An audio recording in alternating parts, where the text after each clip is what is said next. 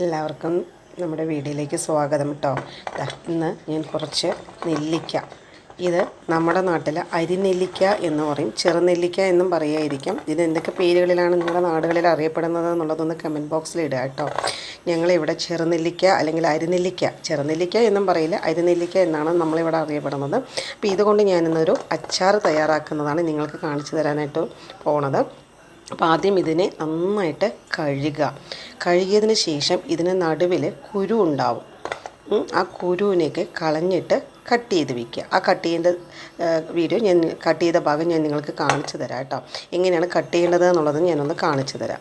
എന്നതിന് ശേഷം അച്ചാർ എങ്ങനെ തയ്യാറാക്കുന്നു എന്നുള്ളതും നിങ്ങൾക്ക് കാണിച്ചു തരാം കേട്ടോ. ഇത്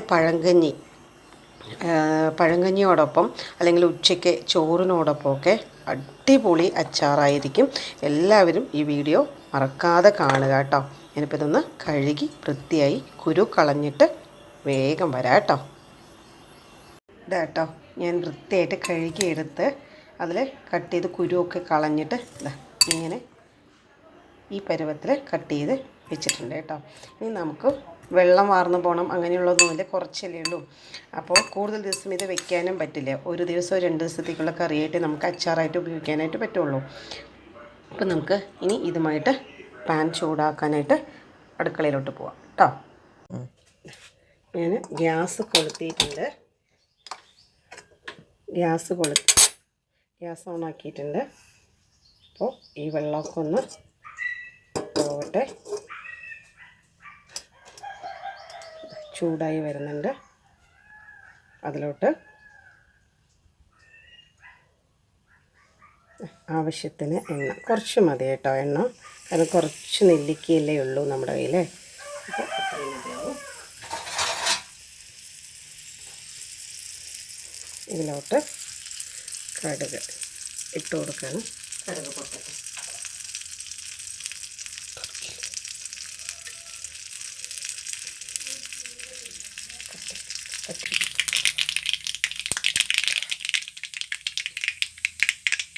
ലോ ഫ്ലെയിമിലാണ് ഉള്ളത് കേട്ടോ. കൂടുതൽ വേണ്ട. ഇതിലോട്ട് ഞാൻ ഉപ്പ് ചേർത്ത് കൊടുക്കുകയാണ്.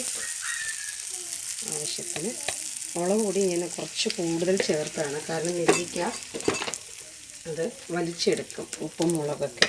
ഞാൻ കുറച്ച് ആവശ്യത്തിന് മല്ലിപ്പൊടി ചേർത്ത് കൊടുക്കുന്നുണ്ട്. ആവശ്യത്തിന് കുറച്ച് മഞ്ഞൾപ്പൊടി ചേർത്ത് കൊടുക്കുന്നുണ്ട്. അതിനുശേഷം ഞാൻ കായപ്പൊടിയാണ് കേട്ടോ, കായപ്പൊടി ഞാനിതിലോട്ട് ആഡ് ചെയ്യുന്നുണ്ട്. മതി. എന്നതിന് ശേഷം നമ്മൾ നന്നായിട്ടൊന്ന് മിക്സ് ചെയ്ത് തീ ഓഫ് ചെയ്യുക കേട്ടോ. ഇതിലെല്ലാം കരിയും. എന്നതിന് ശേഷം ഉടനെ തന്നെ നെല്ലിക്ക തീ ഓഫ് ചെയ്തിരിക്കുക കേട്ടോ. തീ ഓഫിലാണ്. നന്നായിട്ട്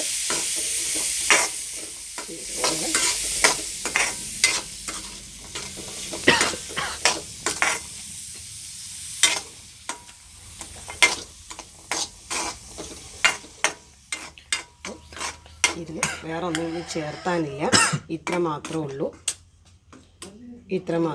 ഇത് നമുക്ക് കുറച്ച് നേരം ഒന്ന് അടച്ച് വയ്ക്കാം കേട്ടോ.